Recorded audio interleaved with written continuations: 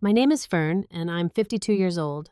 6 months ago, I thought I was the luckiest mother in the world because my successful son offered me a place to stay when I lost my apartment. But tonight, as I sit here in this tiny guest room working 3 jobs just to pay him $3,000 a month in rent, I realize I've been living a nightmare disguised as family love. What happened next changed everything, and by Monday morning, they discovered I was gone, and so was everything else. Before we dive into this story, let me know where you're watching from in the comments below. Hit that like button if you've ever felt unappreciated by family, and don't forget to subscribe because what happens next will shock you. Let me take you back to where this all began. I raised my son Marcus completely alone after his father walked out on us when Marcus was just 8 years old. Those were the hardest years of my life, working double shifts at the diner while cleaning offices at night just to keep food on our table and clothes on his back. I remember countless nights when I'd skip dinner so Marcus could have seconds telling him I wasn't hungry when my stomach was growling so loud I thought he'd hear it. Every sacrifice felt worth it when I watched Marcus graduate valedictorian from high school, then earn a full scholarship to study computer engineering. I was so proud the day he walked across that stage wearing the cap and gown I'd saved for months to buy. Years later, when he landed his dream job as a software engineer at a major tech company, I cried tears of joy. My little boy had made it. When Marcus married Bethany 3 years ago, I thought my happiness was complete. She came from money, had that polished look of someone who'd never worried about paying bills, but I welcomed her with open arms. At their wedding, I gave a speech about how grateful I was that Marcus had found someone to love him the way he deserved. I truly believed I was gaining a daughter. Everything changed 6 months ago when my landlord decided to double my rent overnight. After 20 years in that little apartment, suddenly, I couldn't afford to stay.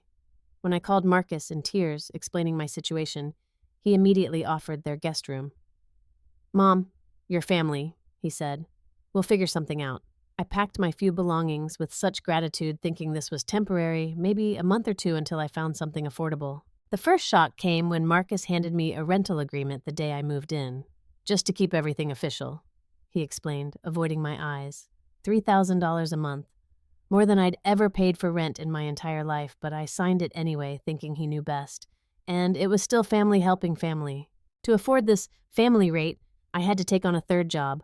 My days started at 5 in the morning, walking dogs in the wealthy neighborhood nearby. Then I'd rush to my afternoon catering shifts for corporate events and finally spend my nights cleaning office buildings downtown.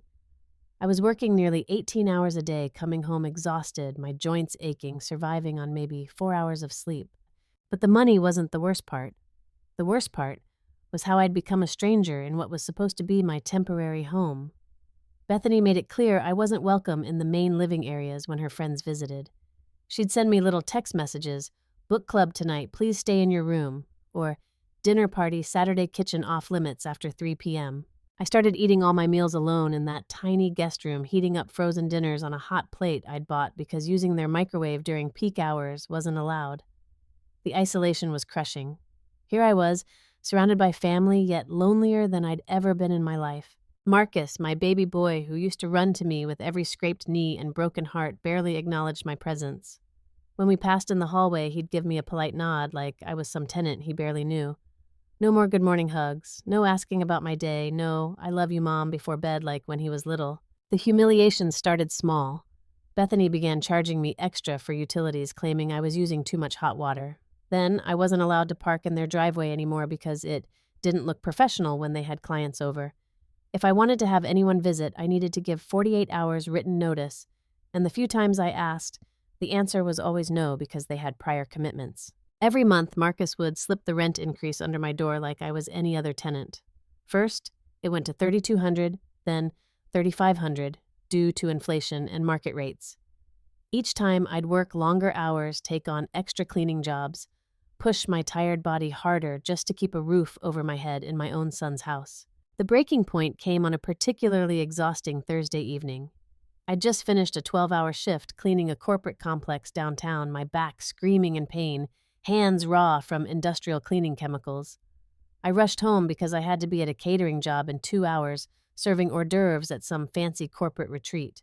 When I walked into the kitchen, Bethany was hosting her monthly wine and gossip session with her socialite friends. 5 perfectly manicured women in designer clothes, sipping wine that probably cost more than I made in a day. I needed to quickly wash my catering uniform in the sink because the washing machine was reserved for homeowner use only, according to the house rules Bethany had printed and laminated. I was rushing, trying to be invisible, when disaster struck. As I reached across the counter for the dish soap, my exhausted, shaky hand knocked into one of Bethany's precious china plates. It seemed to fall in slow motion, that delicate pink and gold pattern spinning through the air before shattering into pieces across their marble floor. The silence that followed was deafening. Then, Bethany's voice cut through the air like a knife. "Are you kidding me right now?" Her face was flushed red with rage, and her friends all turned to stare at me with a mixture of shock and disgust. "I'm so sorry," I stammered, immediately dropping to my knees to collect the broken pieces. "It was an accident. I'll replace it, I promise." But Bethany wasn't finished. She stood over me as I crawled around on her floor, her voice getting louder and more vicious. "That was a $300 handcrafted artisan plate from Italy. You useless old woman, you destroy everything you touch." Her friends began whispering among themselves, and I caught fragments of their cruel commentary. How embarrassing. I can't believe they let her live here. She looks like the hired help. The humiliation burned through me like acid. I kept apologizing, my hands trembling as I picked up the sharp fragments, but Bethany continued her assault. "I should have known this would happen. You people don't understand the value of nice things. Maybe it's time you found somewhere more suitable for your budget." That's when I heard footsteps, and my heart lifted slightly. Marcus was home. Surely he would defend me, explain it was just an accident, remind his wife that I was his mother who deserved basic respect. Instead, Marcus looked at the broken plate, looked at me kneeling on the floor surrounded by the mess, and said the words that shattered my heart more completely than any piece of china ever could. "Mom, you need to be more careful. That's coming out of next month's rent, and there'll be a $500 fine for property damage." I looked up at my son from my position on the floor, pieces of broken plate in my bleeding hands, and saw a stranger. This wasn't the little boy I'd sacrificed everything for. This wasn't the young man who used to bring me flowers he'd picked from neighbors' gardens. This was someone who valued a plate more than his own mother's dignity. Bethany wasn't done with her performance. She turned to her friends with theatrical dismay. "I never wanted her here anyway. She makes the whole house smell like industrial cleaner, and now she's destroying our things. Some people just don't know how to live in a nice home." The laughter that followed from her friends was like salt in an open wound. Marcus said nothing. He just stood there, watching his wife humiliate his mother, and remained silent. That silence spoke louder than any words ever could. As I finally stood up, depositing the broken pieces in the trash, I caught my reflection in their stainless steel refrigerator. I saw a broken woman, shoulders hunched with exhaustion and shame, hands bleeding from cleaning up a mess that somehow represented everything wrong with my life. That night, lying in my small room listening to Marcus and Bethany, laughing with her friends in the living room, I realized something that changed everything. I wasn't family here. I was just income, a convenient source of money they could extract while treating me worse than they'd treat a stranger. I woke up Saturday morning with a clarity I hadn't felt in months. For the first time in 6 months, I called in sick to all 3 of my jobs. My supervisors were shocked because I'd never missed a single day, even when I had the flu last winter and could barely stand. Instead of rushing off to walk dogs or serve corporate executives, I sat down with my laptop and started researching. First, I looked up tenant rights in our state. What I discovered amazed me. Even without a formal lease, even as a family member, I had legal protections they'd been violating for months. Then I started investigating local rent prices. I nearly choked on my coffee when I discovered that luxury one-bedroom apartments in the best part of town were renting for $2,500. I was paying $3,700 to live in a guest room where I wasn't allowed to use the kitchen, living room, or laundry facilities. But the real shock came when I decided to dig deeper into their financial situation. You see, when Marcus first bought this house, his credit wasn't quite good enough for the mortgage he wanted. Guess who co-signed? Guess whose name was also on that deed as a guarantor? Saturday afternoon, I drove to the county recorder's office. There it was in black and white, my signature, my social security number, my financial responsibility for this house. I wasn't just paying rent to live here. I was paying the mortgage on a house I technically part-owned. A free consultation with a tenants' rights lawyer on Monday morning confirmed what I'd suspected. Not only had they been charging me illegally high rent, but as a co-signer on the mortgage, I had every right to remove myself from that obligation with proper notice. I spent Sunday making lists and gathering documents. Every receipt for things I'd bought for their house, every bank statement showing my payments to them, every text message about their ridiculous rules. $22,000. That's what I'd paid them in 6 months, enough to cover their mortgage, property taxes, and utilities with money left over. Sunday evening, I drove across town and rented a small storage unit. Then I called my friend Angela, whom I'd known since high school. When I explained my situation, she immediately offered to let me stay in her spare room while I found my own place. Monday morning, I borrowed Angela's pickup truck. Marcus and Bethany both left for work at 8 a.m., just like they did every weekday. By 8:15, I was walking back into that house with a plan. I started with the dining room set I'd bought them as a housewarming gift. $3,000 worth of solid oak table and chairs that I'd saved up for months to purchase. They'd never even thanked me properly for it. Into the truck it went. Next was the living room.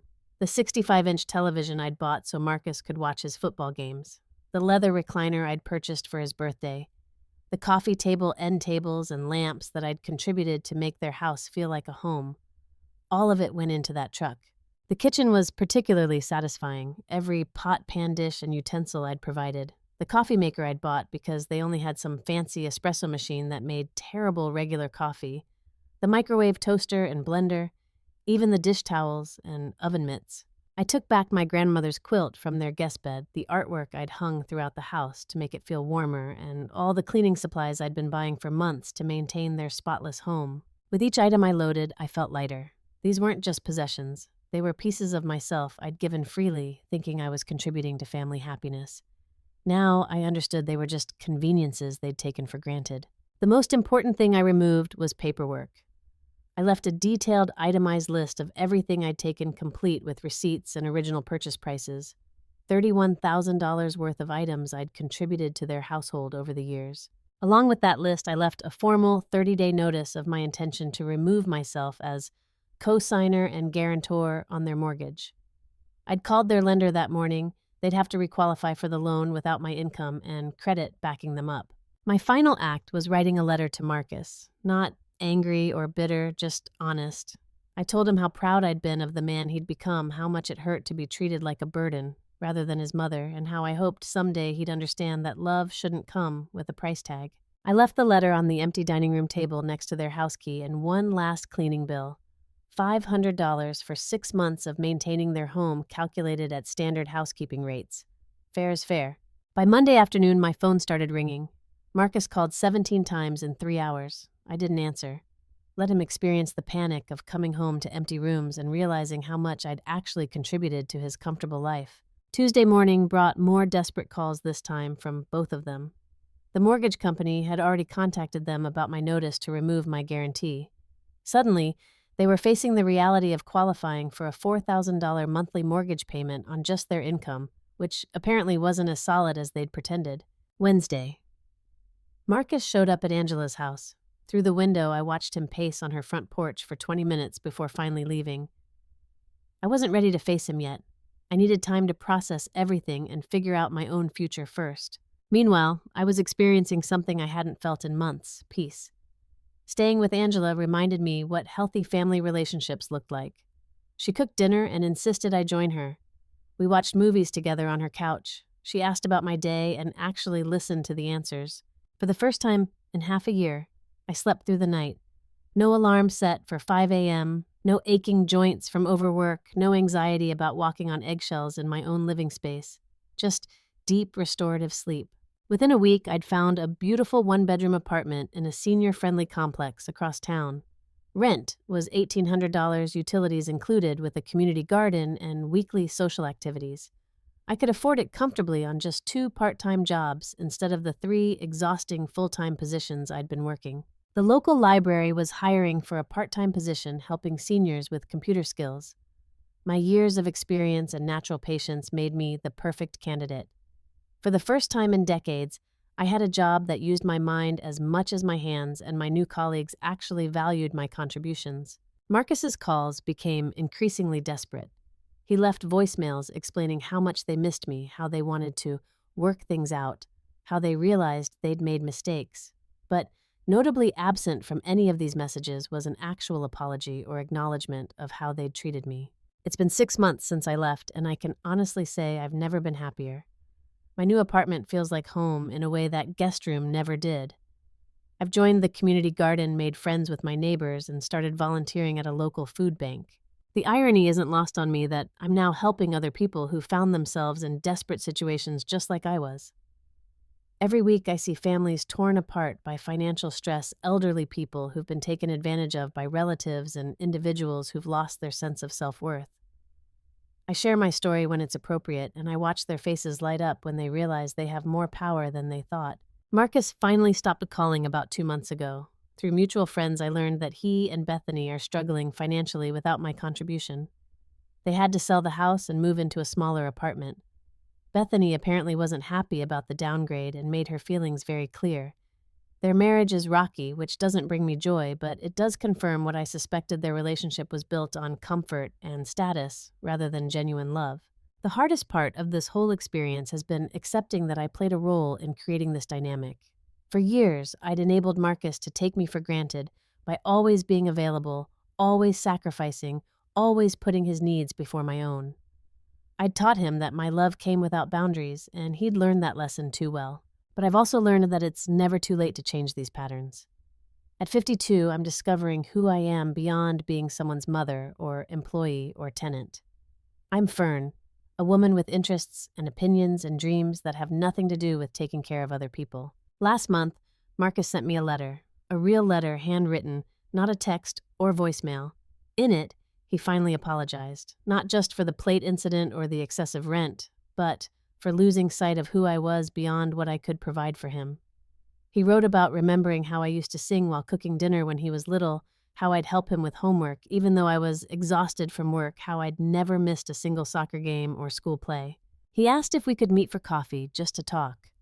No agenda, no requests, just a chance to begin rebuilding our relationship on healthier terms. I'm considering it, but I'm taking my time. This decision will be mine alone, made from a place of strength rather than desperation or guilt. What I've learned is that sometimes love means stepping away. Sometimes the most loving thing you can do for someone is refuse to enable their worst behaviors. Marcus needed to learn what life was like without taking me for granted, and I needed to learn that my worth isn't measured by how much I sacrifice for others. As I sit here today in my sunny little apartment surrounded by plants I've nurtured and books I've actually had time to read, I realize that losing everything led me to find myself. The woman who used to eat frozen dinners alone in a guest room has been replaced by someone who hosts dinner parties for her neighbors and takes weekend trips just because she wants to. If you're watching this and recognizing yourself in my story, please know that it's never too late to reclaim your worth. Whether it's family members who take advantage of your generosity, employers who underpay your contributions, or friends who only call when they need something, you have the power to set boundaries and demand respect. Age doesn't make you less valuable. Financial struggles don't make you a burden. And family relationships should never come with a price tag that leaves you struggling to survive. You deserve to be treated with dignity, no matter your circumstances. The question I'd love for you to answer in the comments is this: have you ever found yourself in a situation where family members took advantage of your kindness? How did you handle it, or if you're still dealing with it, what's holding you back from making a change? Don't forget to hit that like button if this story resonated with you, and subscribe for more real-life stories about finding strength in difficult situations. Share this video with anyone who might need to hear this message, because sometimes we all need a reminder that we're worth more than we think. Thank you for listening to my story, and for being part of this community where we support each other through life's challenges. Remember, your worth isn't determined by what others think of you, but by how you choose to value yourself. Until next time, take care of yourselves and don't be afraid to take up space in your own life.